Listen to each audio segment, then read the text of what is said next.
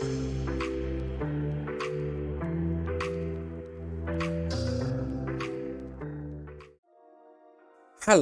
it's me, French Ted, and we are here.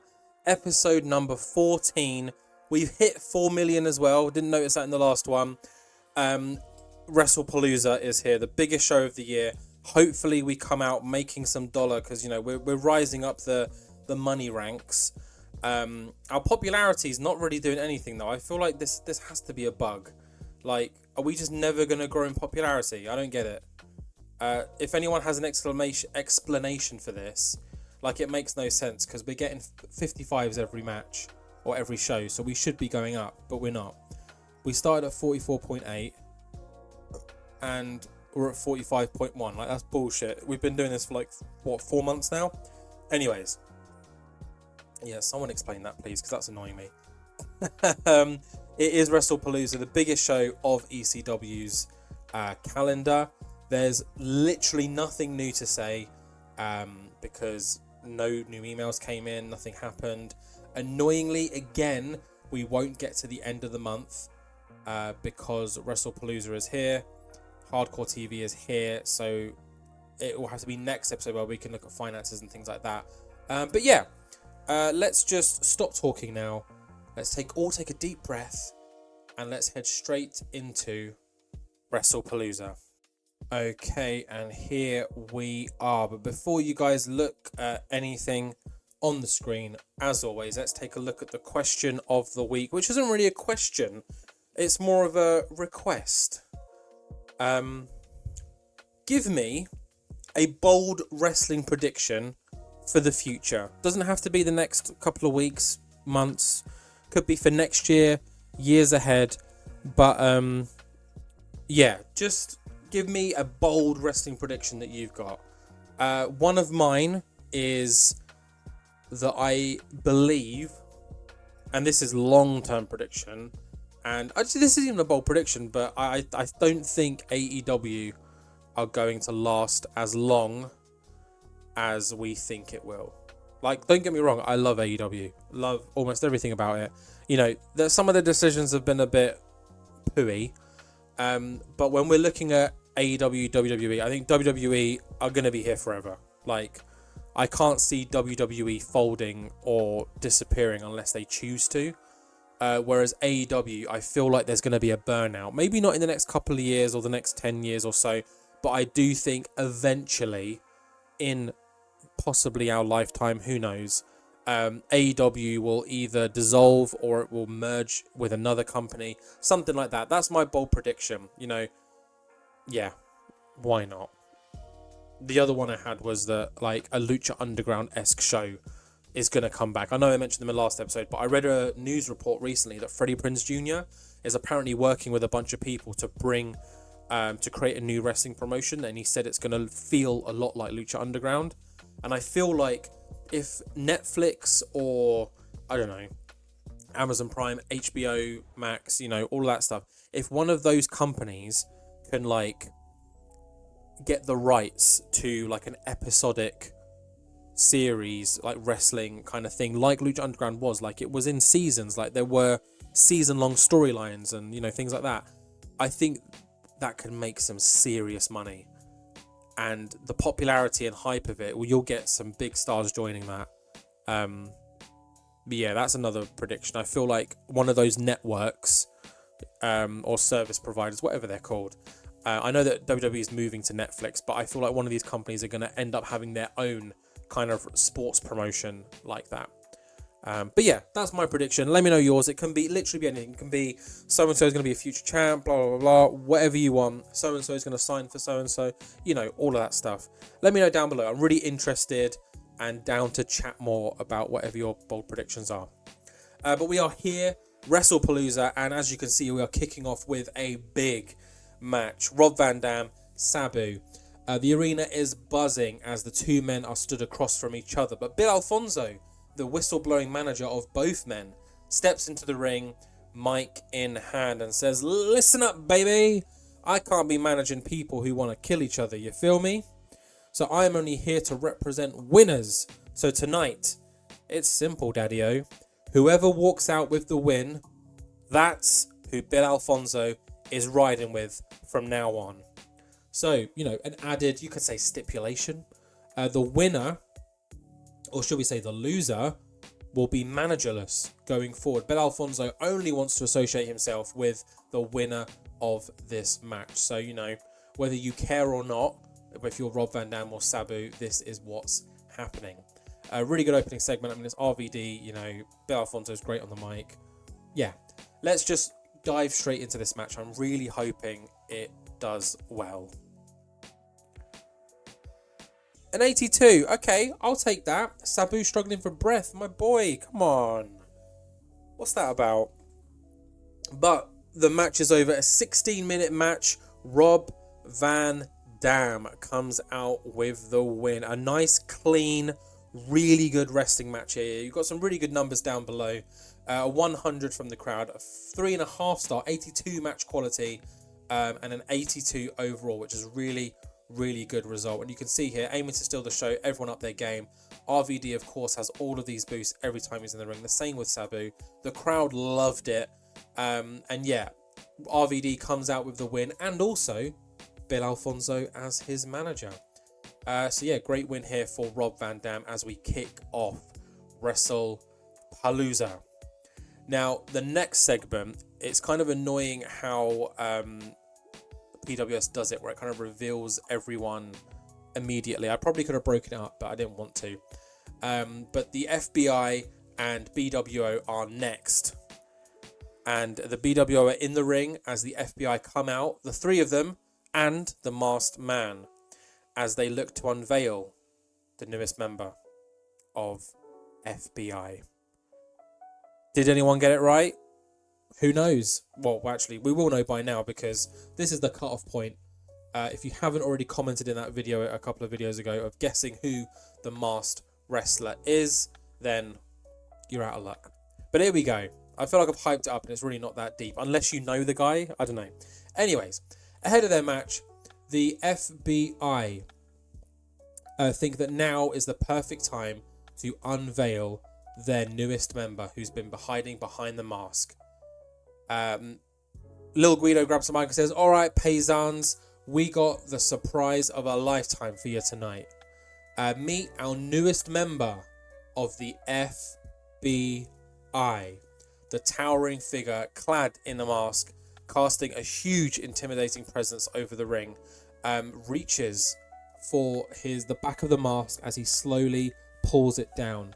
Tommy Rich shrieks, "Behold, our newest member!"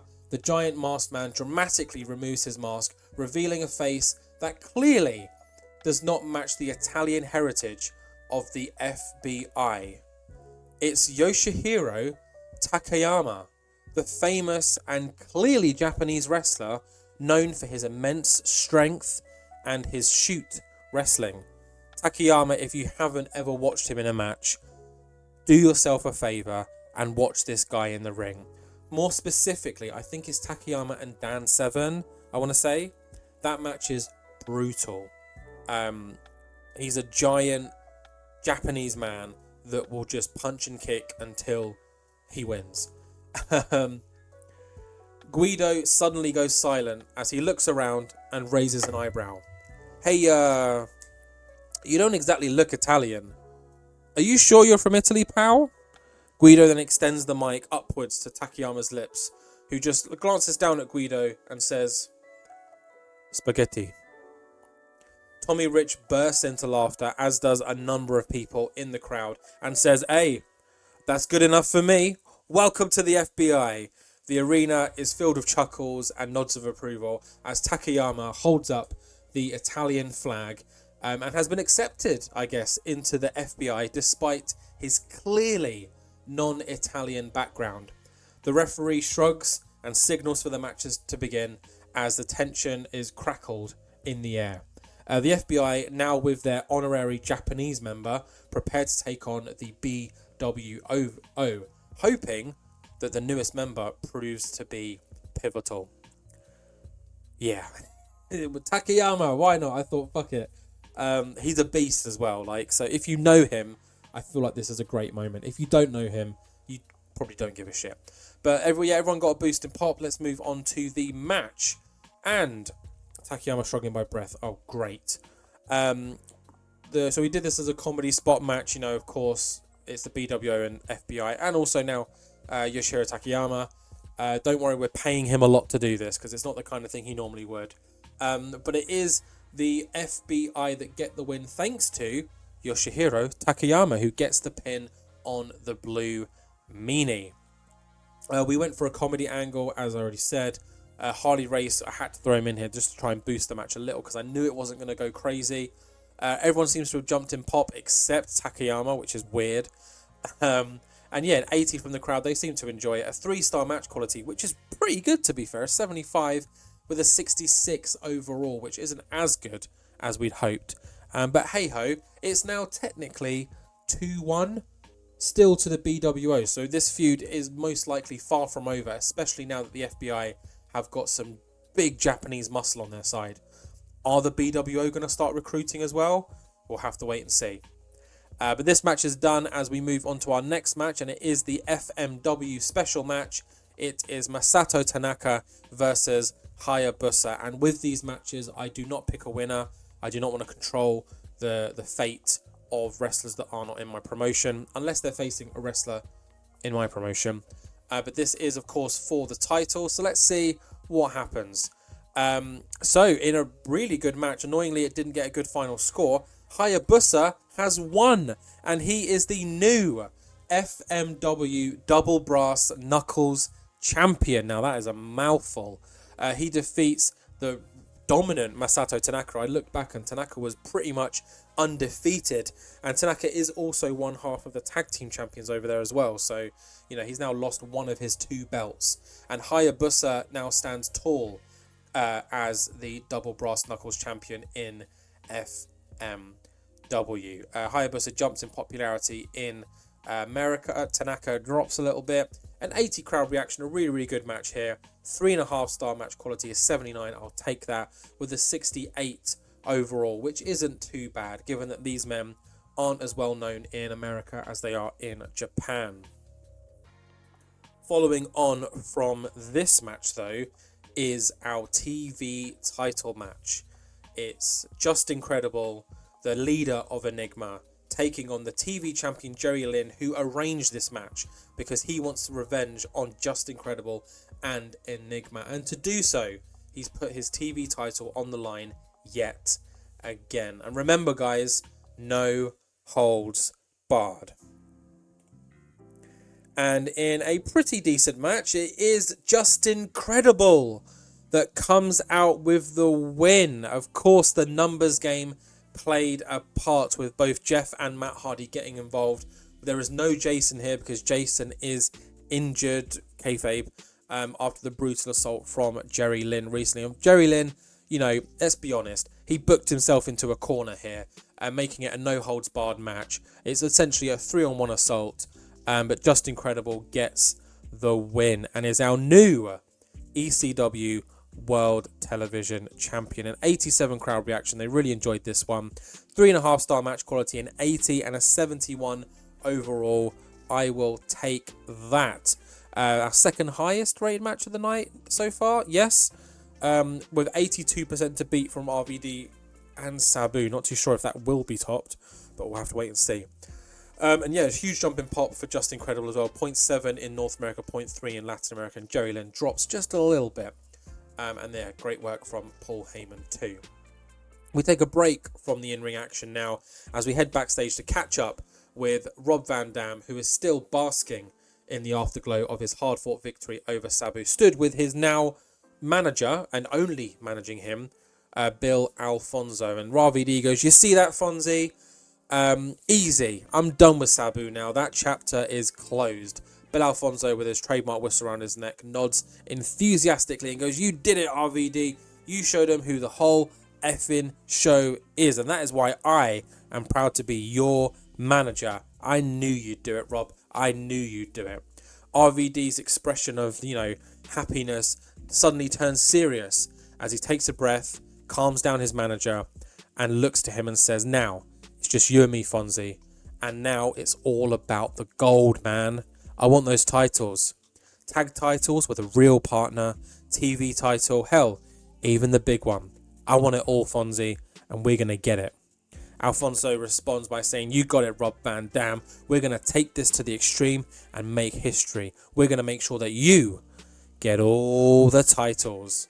The duo share a little fist bump as RVD's focus has shifted from personal vendettas to championship aspirations as we fade to black with the very annoying noise of the Bill Alfonso whistle. So yeah, really good promo here. RVD has said he's done with Sabu. He has now got his eyes focused on championship gold. No matter what championship it is, he wants it. So let's see what happens going forward from there. But we do return to the ring now, where we have got our World Tag Team Championship match. It is the World Tag Team Champions, the Pitbulls, taking on Tommy Dreamer and Rhino, who started this series as rivals, but Dreamer quickly recognised how formidable Rhino is as an opponent and thought, you know what, let's become a team instead. Probably one of the best decisions of Dreamer's career so far in this series. And now it's taken them to potential tag team glory. So let's dive straight into this one, our World Tag Team title match. And in a pretty good match, nothing special, it is the Pitbulls that come out on top with Anthony Durante getting the win over Tommy Dreamer. Rhino was busy on the outside taking out Gary Wolf as Anthony Durante was able to take advantage of that distraction and pin Tommy Dreamer 1, 2, 3. The Pitbulls have successfully retained their ECW World Tag Team titles. Harley Race did everything he could to make this match a little bit better, as there were no other positives from this apart from working with Tommy Dreamer. Both Gary Wolf and Anthony Durante have a big jump in popularity. This is a big win for them, taking on, Tommy Dreamer and Rhino, two huge opponents in ECW. An 82 from the crowd, they seem to really like it. A 66 match quality, which was kind of expected, and a 63 overall, which, isn't terrible. 55 is our cap. So we're exceeding 55, no matter what we do, so I'll take that. But post-match, there's an air of disappointment as Tommy Dreamer and Rhino stand in the ring, having just come up short on their quest for tag team gold. Dreamer, who is visibly dejected, is consoled by Beulah as Dreamer gathers himself, tries to acknowledge the audience with a respectful applause for their opponent and their support. A sudden shift catches everyone off guard. Out of nowhere, the man-beast Rhino delivers a thunderous gore to Tommy Dreamer, his former partner now, sending Dreamer crashing to the mat in a shocking betrayal. The crowd erupts in a chorus of boos, cheers and gasps, and Styles on commentary chimes in with his classic reaction of, "Oh my God, what just happened? Rhino with the gore to Dreamer. I can't believe it. Rhino has turned on his tag team partner." The camera pans back to the ring to reveal Rhino standing over Dreamer's body as the realization sinks in that a new chapter and rivalry may have just begun in ECW. Joey Styles continues and says, "This is despicable. Rhino has shattered the bond of trust here tonight between him and Dreamer, who took him under his wing. Rhino has shown his true colours. He is, after all, just a beast." So Rhino, we knew this was going to happen at some point. Rhino's a bit too big for tag team action, isn't he? He completely decimates Dreamer with a shocking, probably the hardest gore you'll see in your life, as Tommy Dreamer is completely laid out. And a 99 segment, apparently everyone loved seeing it, why not? So yeah, Tommy Dreamer worked well, Star Power of Rhino helped, we got a load of positives here, so yeah, why not? Following on from this shocking betrayal, you could say, leads us nicely into Lance Storm versus Chris Candido, which kicked off before our save with the betrayal of Chris Candido on Lance Storm, and this rivalry has continued through to our save as Lance Storm wants to kick Candido's ass. So let's see if he manages to do that. And he does. Lance Storm gets the win in a very decent match. Keep wanting to say very good, but is it? A 78 from the crowd, a 3.5 star match quality, a 78 and a 67 overall. Lance Storm gets the win over Chris Candido. I doubt this is going to be the end of their beef because it is just one match on one win. But Lance Storm has proven at Wrestlepalooza, probably the biggest show where it matters the most, that he is the better man. So what will come of this afterwards, we will have to wait and see. But for now, Lance Storm is on top. Following on from this, though, it is the Dudleys, Spike and Bubba Ray. So the Dudley boys have been picking on poor little Spike for far too long, which caused a number of people to get involved. Cronus, the Gangstanganators, New Jack, they've all come to the support of Spike and have all kind of fallen short. But Spike had a trick up his sleeve. He took a risk and he brought in the chaotic, the psychotic Chainsaw Dudley, who has even the odds, or you could say swayed the odds in Spike's favour. But Spike doesn't want this. Spike doesn't want to punish his brother. Spike wants to be a family again. And according to him and Chainsaw, the only way for that to happen is for Spike to do it on his own. So that is why this challenge has come about. Spike Dudley, Bubba Ray Dudley in a Dudley table match. Let's find out what happens. And in a triumphant match, and easily our best match of the series, I told you the Dudleys could do it, Spike Dudley gets the win. He defeats his big brother Bubba Ray Dudley in a Dudley table match. We had a big spot of this match where both Spike and Bubba went crushing through tables at the same time, causing the referee to say it doesn't count. One man has to put the other man through the table, which made this match continue, and Spike managed to finally put his big brother through a table. Has this, even the odds? We'll have to wait and see, but a 100 reaction from the crowd, a 4-star match quality, and a 93 overall. My goodness, what a match. And congratulations, Spike Dudley. The aftermath of this grueling table match between Spike and Bubba Ray unfolds in the ring, with the arena still echoing with the intensity of the battle. Spike, who is bloodied but victorious, stands tall amidst the wreckage of broken tables, catching his breath. Down the entrance ramp, Devon Dudley, concern etched on his face, rushes in to check on his fallen brother, Bubba Ray, who lies near motionless on the ring apron. There's a tension in the air as Spike watches Devon help Bubba Ray to his feet. Then unexpectedly, Devon and Bubba Ray turn towards Spike. There's a brief pause, and without words, Devon and Bubba Ray pull Spike into an embrace, and as their battered bodies come together in a display of solidarity, affection, and reconciliation. The crowd cheer as it seems the Dudley family are whole once again. But suddenly, the unmistakable roar of a chainsaw fills the arena, drawing everyone's attention to the entrance ramp. Chainsaw Dudley, the psychotic member of the Dudley family, charges down the ramp, chainsaw in hand, waving it about. Devon and Bubba suddenly step back cautiously, unsure of Chainsaw's intentions. Chainsaw climbs into the ring, but abruptly stops, facing Devon, Bubba, and Spike. He silences his chainsaw and slowly sets it to the ground. As he rises, he looks at all three of his brothers, opens his arms wide, and with a rare display of warmth, offers a hug to Devon, Bubba, and Spike.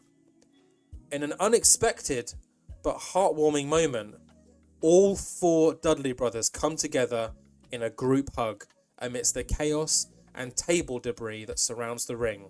Joey Styles' voice booms over this emotional scene unfolding. With a tear in his eye, he says, "Oh my! The Dudley family, ladies and gentlemen. It looks like they seem to have patched things up. Devon, Bubba, Spike, and even Chainsaw. It looks like the Dudley family is whole again." The crowd erupts into cheers and applause as the camera pans around, capturing this beautiful moment between brothers as we fade to black, head to commercial, and prepare for our main event. Yes, that is right. The Dudley boys are back together. Devon and Bubba, Spike and Chainsaw have seemed to have reconciled, and they are now a family again. And of course, we booked it as a romantic moment because all the feels were here.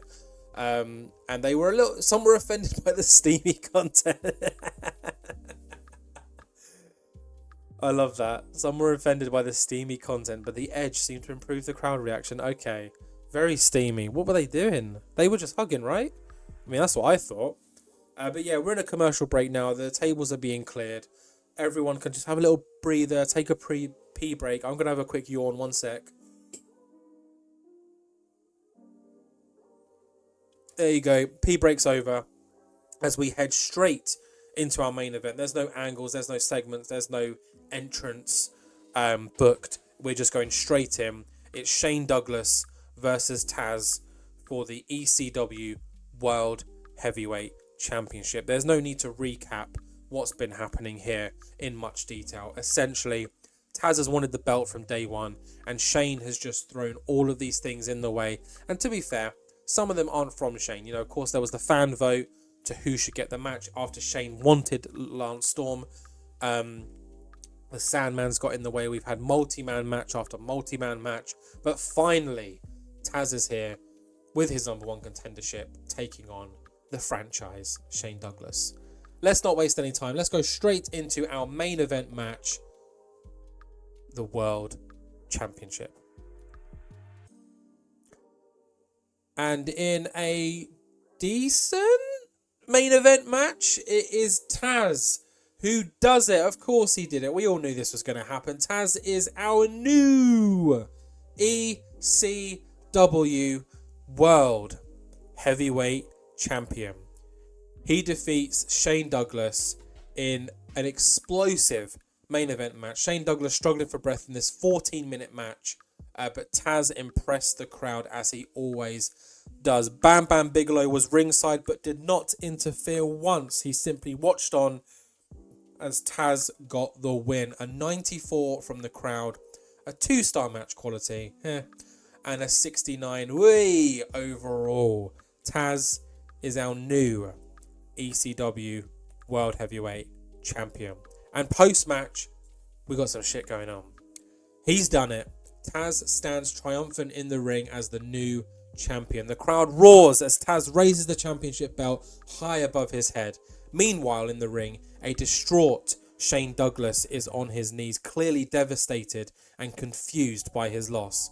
Bam Bam enters the ring slowly, catching and reaching for Douglas's arms to pull him up to his feet, when unexpectedly, Shane Douglas just lashes out. He pushes Bam Bam and smacks him across the face, questioning him why he didn't intervene and help him during the match. Bam Bam's expression shifts. A flicker of contemplation crosses his face. But in a sudden decision, Bam Bam seems to reach a breaking point. He mutters something under his breath with an audible "fuck it." Bam Bam picks up Shane Douglas and hits him with the most devastating greetings from Asbury Park you've ever seen. The crowd's shock turns to cheers as Bam Bam stands over Douglas, a clear sign that he is no longer in the triple threat. As quickly as he's attacked Shane, Bam Bam Bigelow exits the ring and heads out of the arena, leaving behind a stunned and disheveled Shane Douglas, allowing Taz to continue to have his moment. But in the midst of all this, Taz is watching on with a hint of approval, appreciating what Bam Bam just did.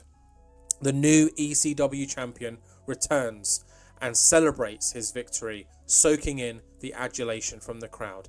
The camera captures the scene as the crowd are cheering, as Taz is celebrating, as Shane lays there, kind of accepting what's just happened to him as the show draws to a close. A new world champion sparking a new era in ECW.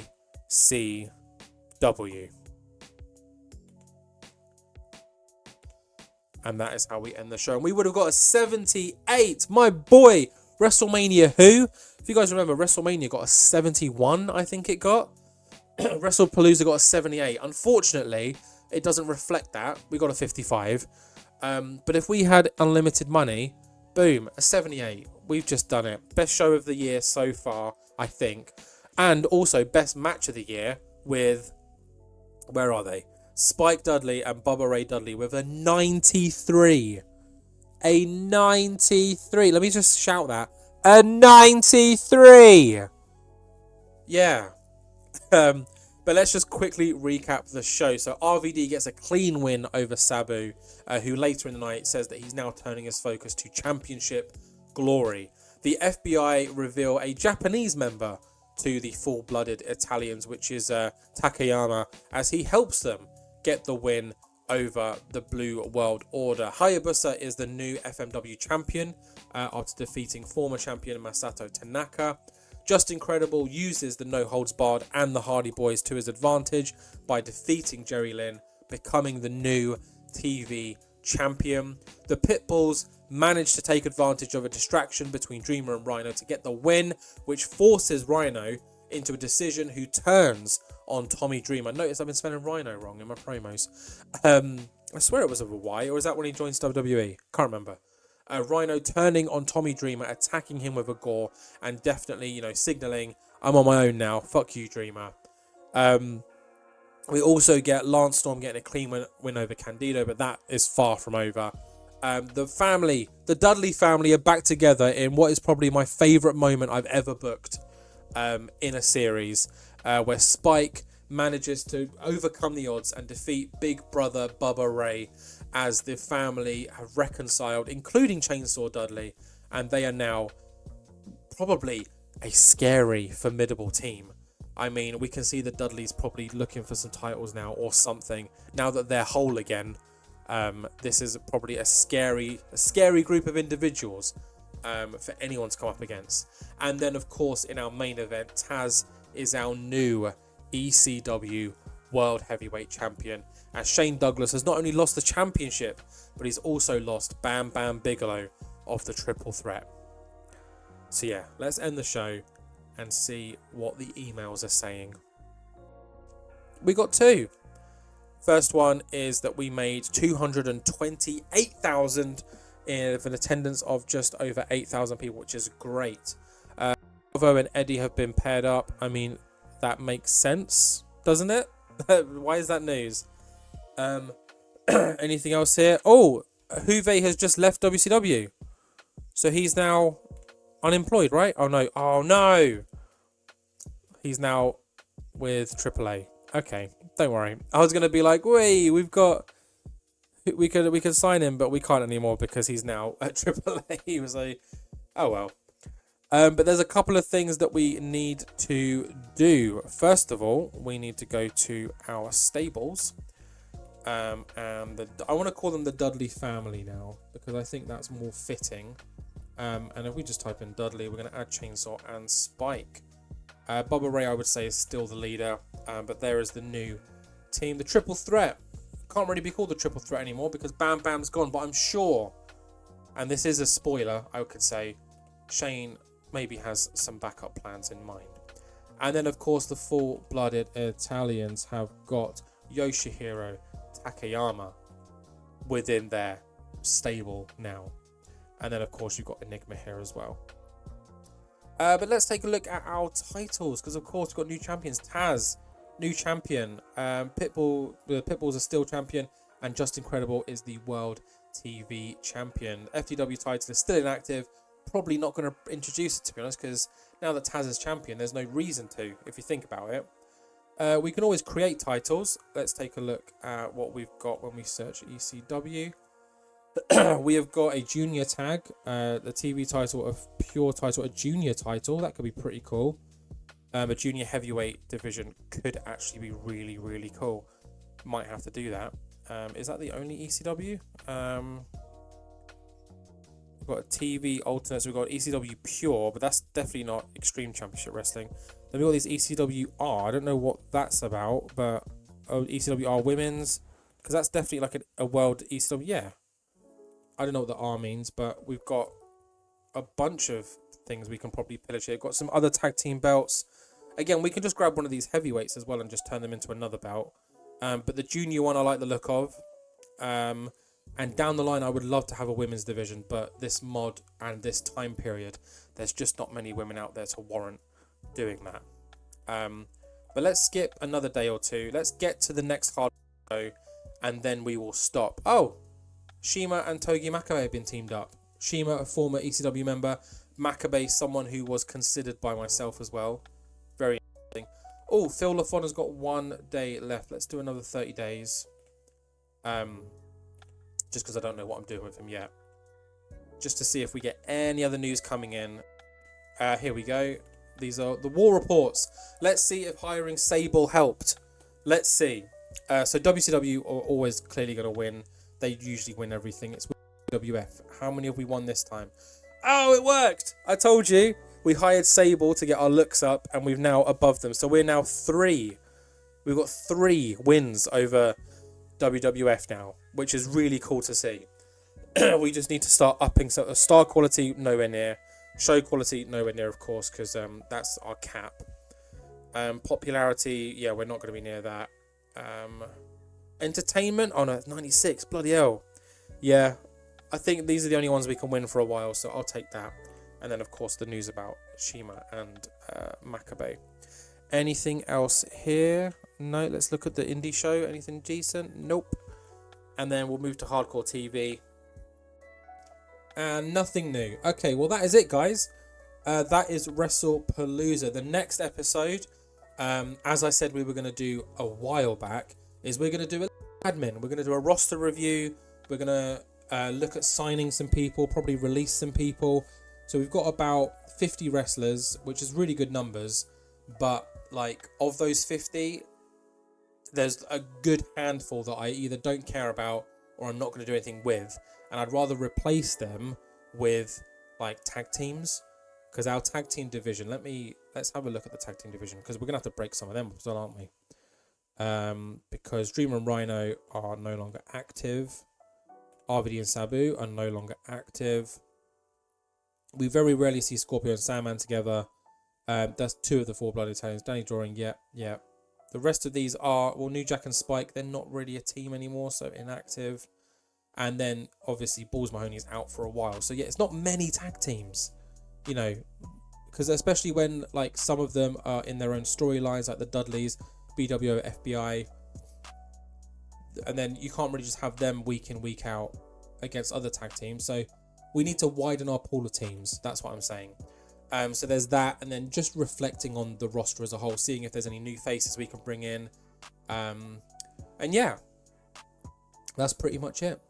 So thank you very much, guys. I really hope you enjoyed Wrestlepalooza. I enjoyed booking it.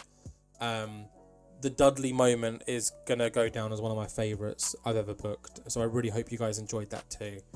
And yeah, as always, please like, comment, subscribe, share. And I will see each and every one of you in the next one.